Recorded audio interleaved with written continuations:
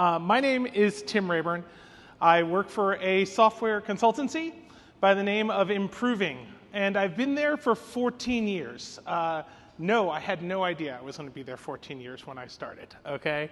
I will tell you honestly, when I started at Improving, I would have told you that I was there to wait for a developer evangelist job to open up at Microsoft, and then I was going to go do that. That was where I was and what I was interested in doing. And yet, what I have found along the way is that, A, I like consulting more than I thought, okay, but that I have become immensely passionate about the fact that the quality of the place that you work is so ridiculously important, okay? And so today I'm here to talk to you about helping your teams avoid apathy and burnout, because there's a little bit of apathy and burnout in this industry that changes all the time, that does everything. So I joined Improving way back. This is our history slide out of my standard corporate slide deck. I started back at this silly little orange dot back here, right there. Okay, so it's been quite, oh, no slides? Hey, slides, okay. All right, so I started way back here, and now we're up here. We've done a ridiculous amount of stuff in between there, growing as a company. We're in 16 offices. We're all over the place for best places to work. And I bring this up not to go, look at this awesome company I work for. This is when you have a company that is succeeding financially, that is succeeding and growing like crazy, it becomes very hard. Like, it takes immense diligence not to lose yourself and lose who your company is as you scale up this fast. In the course of 14 years, I have seen the company go where I was employee 40 to we are over 1,800 now, okay? That is a pace at which, how do you take things that were just tribal knowledge that worked with the 5 dev teams we had deployed to various clients when I joined, and make it so that it's true literally across 3 different countries, okay, at this point. So one of my favorite people to quote, I rarely do a presentation where I don't wind up with a Grace Hopper quote, okay? You cannot manage men into battle. You manage things, you lead people, okay? This is here because before we start out on this, I'm going to talk a lot about leadership in this talk. But I don't want the bulk of the room to tune out, because I'm here to tell you that the managers in your organization, right, might also be leaders, but anyone can be a leader. The things we're going to talk about here today can literally be rooted all the way up. You can make a difference just amongst your peers on your team, and if you do that, I promise you it will be seen and bubble up and continue to grow in your organization. And if it doesn't, if your organization's response to you trying to live into what we're going to talk to today is to squash, push down, and to attempt to destroy, you're in the wrong place, okay? Because of the fact that is, you can change your environment, and if you can't change your environment, right? That's what it comes down to. So I don't want people to think, well, I'm just an individual contributor, I'm a member of a team, I can't do these things that Tim's talking about. Everybody's bought in. I want to set this at the outset. So if you go look up what creates apathy and burnout, and you take some knowledge of the internet, I promise that is not code language for I let ChatGPT write this slide, okay? Then you will find these as the responses that you will get. And I find it interesting because this is not at all a fair or even set of things. There are actually two things on this list. The first is challenging workloads. I like challenging workflows. Things that challenge me, push me, make me try new things. That's good. When does challenging workloads wind up being a negative? Why does it show up here? Is because of the fact that everything else on this list is a failure of culture. Okay? It is a failure of your organization to truly have a culture where you want to thrive and succeed. And if I am challenged and pushed by my work and I'm being crushed by a culture, then suddenly challenging workloads become something I'm not interested in because I'm not passionate, I'm not growing. And that's super bad for everyone in this room because of the fact that challenging workloads are what make you the better you. They're what let you grow into the next position, and you don't do that if you are suffering under the millstone of a bad culture. So, the bad news is culture doesn't just happen. Or really, that is to say, good culture doesn't just happen. Okay? Your culture is defined by the worst behavior you are willing to accept. It just is. And the number of organizations that as they push and scale and grow, run into I'll choose a random name. Charlie's been here forever, and he's brilliant, and he gets lots of stuff done. And yeah, he's abrasive and obnoxious, and nobody really likes working with him, but we make a lot of money. Charlie is your worst behavior you're willing to accept, right? Oh, it's okay that this thing is only going to happen for senior management. It's a perk we're now going to make only available to 3 or 4 different people. Okay? That's a behavior that may very well go to an example of the worst behavior you're willing to accept. Okay? And this is one of these things that I find interesting.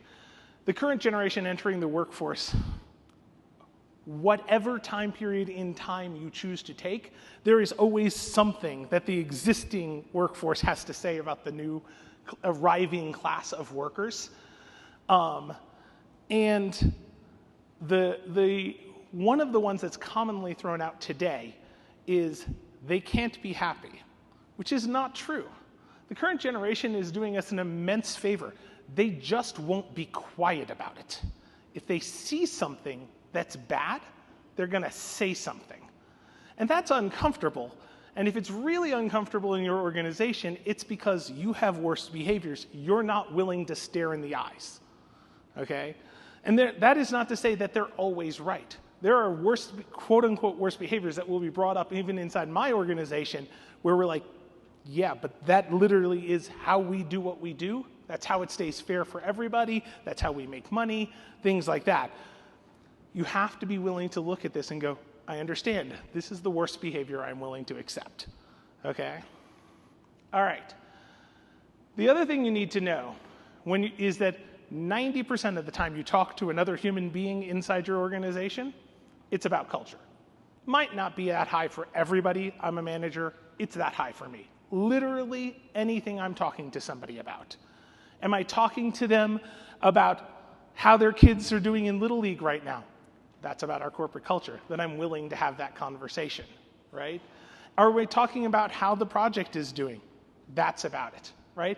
Are we talking about compensation? That's about your culture, right? Are we talking about how we're going to respond and help you when something has come up in your life that's unexpected, you're out of PTO and we just need a way to deal with this? Yes, that's also about culture. All of these conversations are about culture. Your culture happens in a million small interactions. It does not happen in big corporate retreats and things like that. That's not to say they don't have value. They do, but you cannot buy your way into a culture. You have to have a team of leaders who are trying to make it a positive environment every single day. Now, there is another thing about this that comes up, which is that I want a good culture. Great. I've convinced you that a good culture is a good idea. Let's take that as rote. You talk to me on the patio for lunch if you don't agree. If you're trying to grow a good culture and it is not built on a real set of values, then you are planting seeds in a non-fertile field and nothing is going to happen. Okay? And values is where it gets interesting because of the fact that lots of people believe that values are just these things that get painted on the walls, right? And in reality, values are the thing that your leadership team has to walk every single day. And the time that you are not walking it, that is when you are going to get called out on it, right? And that's good. That's valuable that you get called out on it. I mean, at Improving, it is literally painted on the walls of our training rooms, right? These are our values. These are the 3 values that we ask all of our consultants to live into. And most organizations literally do have it painted on the walls in some way, shape, or form. But I am here to tell you that you have gotten the cart before the horse if you can define a list of values that doesn't have a correlative set of commitments. So inside Improving, we came up to this idea that it's all well and good to say we expect this of other people, but we're leaders, right? And so we have a correlative set of things that we call the commitments. These 5 commitments are the commitments that every leader in our organization makes back to everyone else in our organization. These are the things we say, hold us to this standard. Also hold us to our values. We have to live those out also. But hold us to a set of commitments that we're making that should make a difference, okay? And the details here, I'm not going to delve ridiculously into. But the point of these is to say, if we believe that leaders should be held to a higher standard, and I do, and if we are willing to say, and we have corporate values, and we expect and enumerate the things we expect everyone to lead into, then why then is not an enumerated set of things that leaders can further be expected to step up to, not equally part of that conversation? So, as a leader, we have 5 commitments, we have 3 values, okay? I have an expectation that there are 8 things I'm living out, okay? And the ask from everybody else in the organization is, here are your 3. But it's also got an amazingly more powerful follow-on to that, which is to say, if you want to learn, if you want to grow, if you want to be a future leader inside this organization, here it is. This is what you need to be doing. If your journey is not moving from the values to the commitments, then you're not in alignment with where Improving is going, right? What your organization chooses to make these commitments, I'm not here to say. I'm here to say, leading with this is what servant leadership at a corporate level looks like, where you say, these are things that you can expect of us that I don't expect of you. Okay? I don't expect of you. I'm thrilled when I see it, but I don't expect it. And after you have this, after you have reached this point of getting to the idea that you have to have some plan, some commitment you're making back, the next thing that has to come out of that is making a plan for how you're going to live out that commitment, okay? if you've ever been in the situation in your life of having to plan an engagement to a proposal, right? And saying, hey, I'd like to spend the rest of my life with you, right? That type of thing gets a lot of planning and a lot of thought and structure. Now, I've been married 22 years. I am here to tell you that the real hard work is on everything that comes after this, right? Living out the commitment you made every single day, right? And being there with you, that's the hard work, okay? Well, likewise, when you're looking at things, it is not about how I onboard people. It's not the nice swag I send them when they join their company. There's value there. I'm not dissing it, but I am simply saying it's not about a singular event. It is about living it out in all your interactions. So we have to have a plan, not for the big thing, but for evaluating all the things we do and being able to really look at them. And so with that, we get to sort of the hook for why I'm here.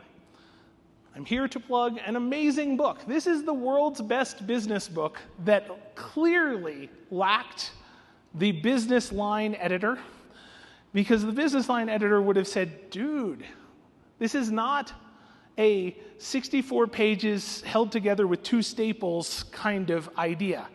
This should be like the big business book that makes New York Times bestsellers and so on and so forth. Nope. 64 pages, literally held together with a staple.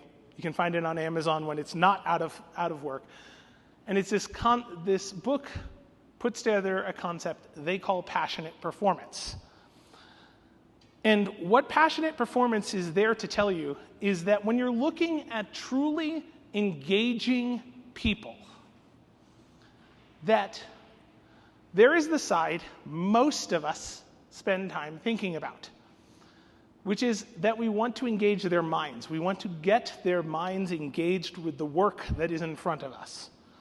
So we have to make them understand and see how achievement is going to be arrived at through our organization. We have to show them where they're going to have autonomy, right? How many people have felt that they needed to leave an organization just because of the fact that they were micromanaged or yada yada? Like, all of those things are attacks on autonomy, right? They want the expert, but they're not willing to listen to the expert. Welcome to an autonomy complaint, right? And then mastery. We all are great at what we do, and we want to keep getting better at what we do. If my organization is not helping me get better, then they're failing. And so this side of it, people are comfortable with. This is the side most companies actually have some level of game in already. But passionate performance would tell you, yep, but that's literally only half the story. Because you also have to engage their hearts, right? And how much have we heard over the last decade from the incoming workforce that is very interested in not being quiet, that they feel that they need to have purpose in their from their organization. They have to have an alignment with the purpose of what your organization is there to do. You have to feel appreciated by your organization. It's not good enough that you told me that we hit this financial milestone achievement, right? But you appreciated my effort that went into making that happen. That's appreciation. And then intimacy. If you don't have an ability to have real conversations with people you work with, to be able to talk to them, if you're willing, about things that are happening for you and to you in your life, then you have challenges. This concept of intimacy is the word I've thought about, I swear, changing this slide. This is what he uses inside the book, is to talk about this as intimacy. And it's an uncomfortable word for most people to go, I don't want to be intimate with my organization. It's like, you do, right? You want that relationship with your manager, with your manager's manager, right? You want to be able to get the ability to go, hey, I just saw something that shouldn't be happening inside my organization, and it happened to have been done by my boss's boss, right? So how do I deal with that? What if my answer was, I fire an email to the CEO going, hey, I need half an hour on your schedule to talk about something that happened, right? Inside your organization, if you were to send that email, do you get that meeting? I'll tell you, inside mine, the answer is yes, right? It might take a while. He's got a busy calendar, right? But you're going to get that meeting, okay? And you'll probably get it faster if it's coming from 3 or 4 levels down in the organization, just because he knows that's not happening for no reason. People don't make those requests willy-nilly, right? So it's going to probably get bubbled up to, I'm out of town, but I can do it as a Teams call or things like that. It's going to get more attention just because of that. But that is intimacy. That is an ability to say, yes, I care about what's going on. There is a human-to-human relationship here. I will tell you more than anything, this is the one that struck me, that kept me at improving as I started to crest that boundary to where I was like, that developer evangelist job I wanted is available. But I literally buy into the fact that our CEO wants the best for his people everywhere in the organization. He really does want that. Do I believe that of Ballmer? Time aging myself for the time. I think I might stay where I'm at. So when you hit on all 3 of the engaged mind sides and all 3 of the engaged heart sides, now we get to this, what passionate performance would lay out as, that's passionate performance. Now you're going to have engaged the hearts and minds of your people, and you're going to get the very best out of them at that point. But listen to what he's saying. He goes, you must have an intimate relationship, you must appreciate, and they must align with the purpose of your organization. You must have people in your workforce who are autonomous, who have the ability to do what they need to do when they need to do. They should be learning and growing, and we should be recognizing them for learning and growing. Yep, I stay at that job. You guys stay at that job? I think we all stay at that job. So that's what's going on here. So how do we use this now to say, I want to envision a way to start using this inside my organization, but this is rough ideas, right? It's like, okay, the answer is turn it into something that you actually use to evaluate your programs. So I have this sheet here. Any activity that you are going to engage in with your people, the more of your people that it is going to attempt to engage with, the more important it is, in my opinion, to sit down and work through this activity sheet and go, all right, let's look at where this thing scores. So we had an interest at improving. We believe that as a consulting organization, that our best leaders who understand what the vast majority, let me back up and explain, because you might not have 14 years in consulting like I do, okay? Most consulting organizations look like this. Of all people, this amount of the people, the vast majority of them, are the people doing the work. They're our delivery organization, right? They're the people delivering to our clients and doing the work. And then over here, there are 3 little additional categories. Those 3 little additional categories are sales, recruiting, and management, okay? And despite this, despite the fact that the vast majority of the head count of people are in the delivery organization, when an opportunity comes along that says, I want to promote someone new into management or into leadership, do you know where they tend to come from? Sales. Right on their heels? Recruiting, right? Right after that is outside the company.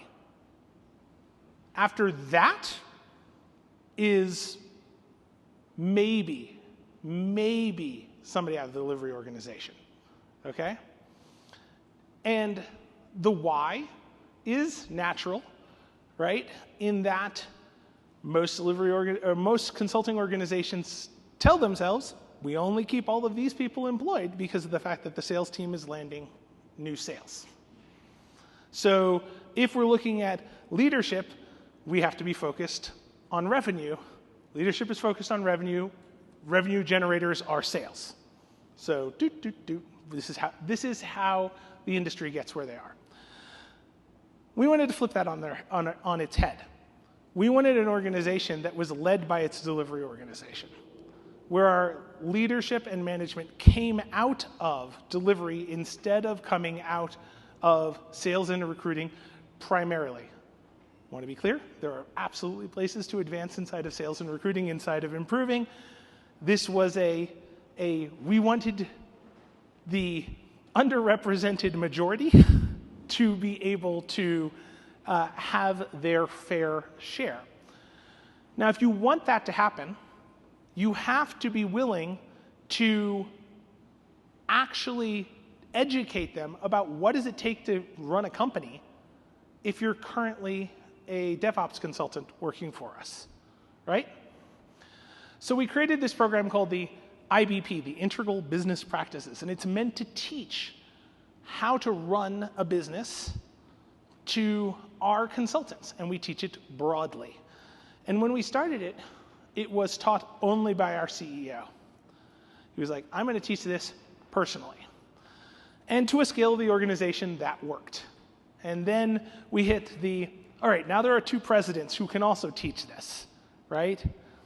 And the reason why that was done was to run up its intimacy score, right? This program also has lots of other things going for it. I'm running short on time, so I'm not going to go into the great details. But if we look at it, this is the way IBP is perceived going in to most of our consultants. It's a training course that runs 12 weeks. It is taught by high-level executives inside our organization. You might look at this and go, it's a training course. Why is mastery low here? And I stress that this was the outlook coming in. And the coming in is because many consultants coming in don't see the value of understanding how to network, how to understand accounting, et cetera, to their professional growth, right?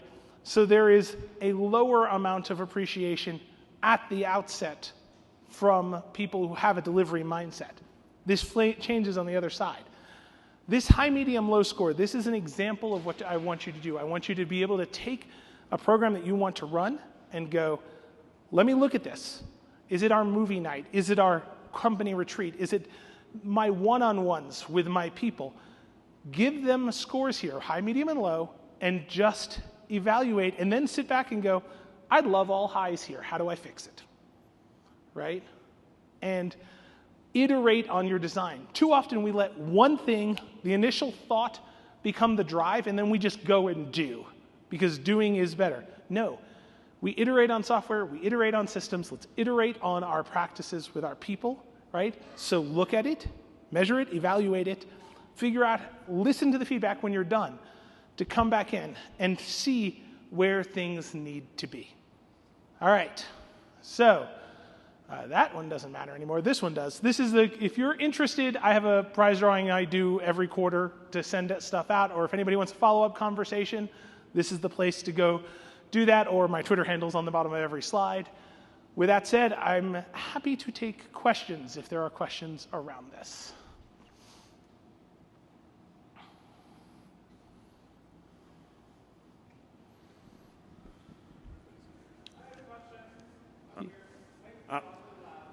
Okay. What's your advice for leaders who are just really, really tired? Okay. So the question was, what is my advice to leaders who are just really, really tired? And my response is going to be, I'm going to give you a book to read, specifically one chapter of a book, okay? So there's a fantastic book called Give and Take by Adam Grant, okay? And Adam talks about the people who have a giver orientation, who are constantly giving out into others, and how do they keep that motivation up? And he lays out the psychology and research behind it that actually says the counterintuitive answer is give more, okay? Now, I'll let Adam in his book lay out the why, but the short version is give more, but on a shorter return cycle. Find something that is not your big efforts that you're constantly trying to move the big stone up the hill. Find something where you can get that reward cycle feedback from making some small improvement, right? This is the example that you'll see in that chapter of chapter 6 of his book, is to say don't focus, if you're a high school teacher, on graduating more students. Focus on mentoring a student through their next exam, okay? And you get that joy and fulfillment buzz. If you're a software developer, I talk about it as the all green dots buzz of I got all my tests passing, right? You get that fulfillment cycle on a shorter time frame at that point. And so that's my advice on how to keep your motivation up.